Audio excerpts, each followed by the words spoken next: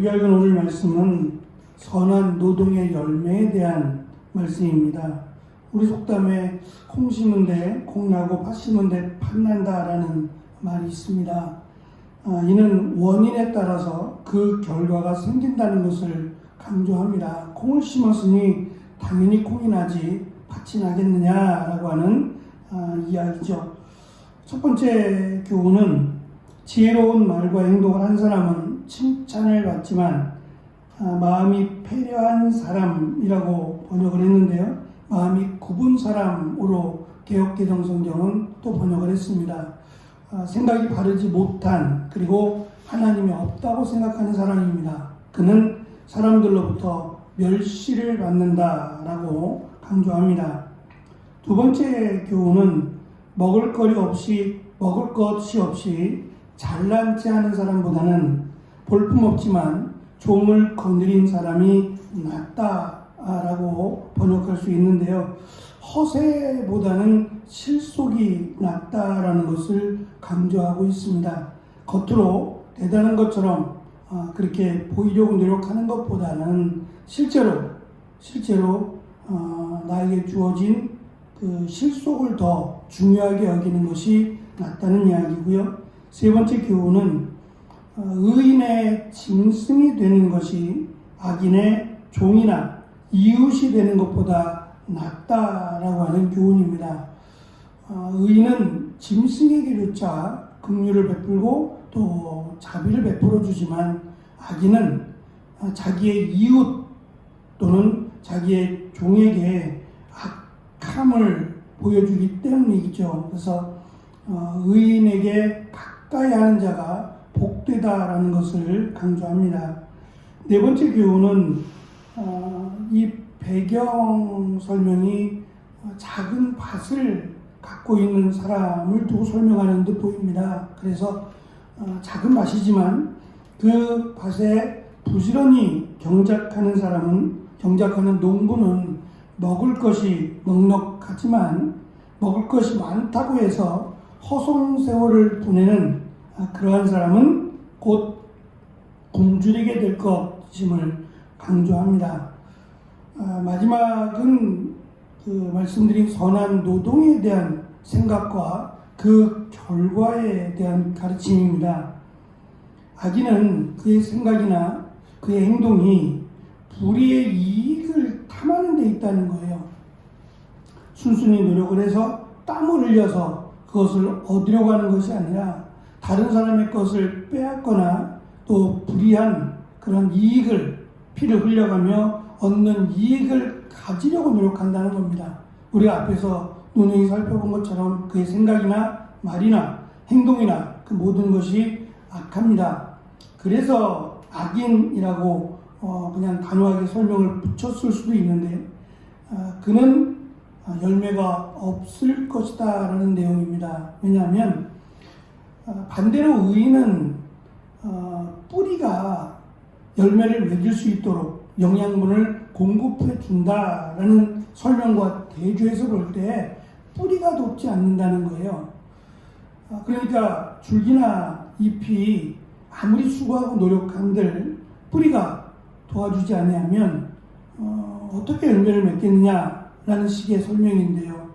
이스라엘 백성들에게 뿌리라고 하는 것은 힘의 근원이 되기도 하지만 또 이 땅이라고 하는 흙과 관련된 에너지를 공급하는 요소이죠. 그래서 이 뿌리라고 하는 이것이 약하면 그 나무는 쓰러지거나 그 나무는 곧 죽고 말죠. 이 뿌리라고 하는 것이 결국은 하나님으로부터 또는 하나님의 은혜로부터 내가 존재한다는 것을 강조하고 있는데, 그렇게 보면 악인은 아무리 수고하고 아무리 계획하고 아무리 노력할지라도 그것이 악하고 하나님이 보실 때에 심판을 받기에 합당하기 때문에 아무런 열매가 없을 것이다. 그 이유는 말씀드린 것처럼 그에게 주어진 시간이나 또 생명을 하나님께서 축복으로 연장시킬 것이 아니라 반대로 하나님의 심판으로 단명하게 될 것이기에 열매가 없을 수도 있고, 또는 앞에서 계속 하는 사람들로부터 멸시를 받는다고 했으니까 여러 가지 다양한 요소들 속에서 열매가 없을 것이다 라고 하는 결론을 내리고, 반대로 의인은 설명이 없습니다만 앞에서 쭉 설명한 것처럼 그가 성실하게 수고의 땀을 흘릴 뿐만 아니라 그가 이웃을 향하여 선을 베풀며 살아가기에 뿌리가 열매를 맺을 수 있도록 도와준다라고 하는 것을 강조합니다. 시간의 중요성 또는 세월의 중요성을 지금 강조하고 있다라는 설명이고, 또 이 중요성만큼이나 그 시간이 우리에게 주는, 그 시간을 통해서 하나님께서 우리에게 주시는 열매가 있음을 솔로몬은 강조합니다. 우리가 잘 아는 키다리 아저씨라고 하는 소설 속에서 주인공인 주디라고 하는 이 소녀가 키다리 아저씨에게 이렇게 말을 합니다. 키다리 아저씨, 저는 행복의 비밀을 알아냈어요. 그건 과거를 후회하거나 미래를 걱정하며 시간을 낭비하지 않고 지금 이 시간을 최대한 즐겁게 사는 거예요 라고 말을 합니다. 하나님이 만드신 시간은 동일합니다. 24시간은 변함이 없죠. 그 24시간이 다 내 것이 아닐 수도 있어요. 내가 다 누릴 수 있는 것도 아니고요. 그러나 이 소녀가 말한 것처럼 내게 주어진 시간, 그것이 우리가 인생이라고 말할 수 있을 겁니다. 시간은 붙들어 맬 수 있는 것이 아니라서 후회 없는 인생을 사는 것이 가장 지혜로운 방법이다 라고 말할 수 있을 겁니다. 과거가 중요한 이유는 과거를 통해서 현재를 보고 또 현재를 통해서 미래를 준비하기 위함이죠. 부족했던 부분, 또 실수했던 부분들을 반복하지 않고 앞으로의 삶 속에서 귀한 반면교사로 삼는 것이 지혜라고 생각합니다.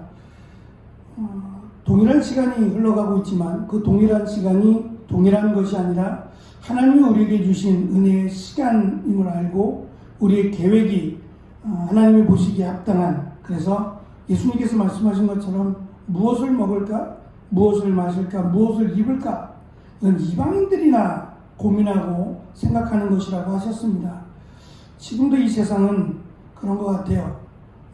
내가 무엇을 먹고 있고 어디서 살고 있고 또 어떠한 것을 입고 있느냐가 자기를 드러내는 기준인 것처럼, 그래서 내가 이런 사람이야 라고 하는 것을 그렇게 보여주기를 원하는 허세라고도 할 수 있겠지요. 중요하지 않다는 건 아니지만 그것이 인생의 목적이 되면 정말 가치 있는, 의미 있는 그런 삶을 살았다고는 할 수 없을 겁니다. 그것과는 비교할 수 없는, 먼저 그의 나라와 그의 의를 구하는 삶, 이것이야말로 우리가 이 땅을 평가할 때에 잘했다, 잘 살았다, 정말 의미 있는 삶을 살았다라고 고백할 수 있는 삶의 모습이 아닐까 싶습니다. 한 주간을 돌아보면서 아쉬웠던, 또는 내가 하나님께 나아왔던 그런 믿음의 모습들을 돌아보시고, 내일부터 시작되는 또 2023년 후반기 6개월의 삶 속에서 정말 하나님이 기억하실 만한, 기뻐하실 만한 그런 의미 있는 삶을 준비하고 또 살아감으로 귀한 열매를, 그리스도인으로 열매를 맺어가는 귀한 은혜가 우리에게, 또 성도들에게 가득한 시간들이 되어지기를 축원합니다. 기도하겠습니다.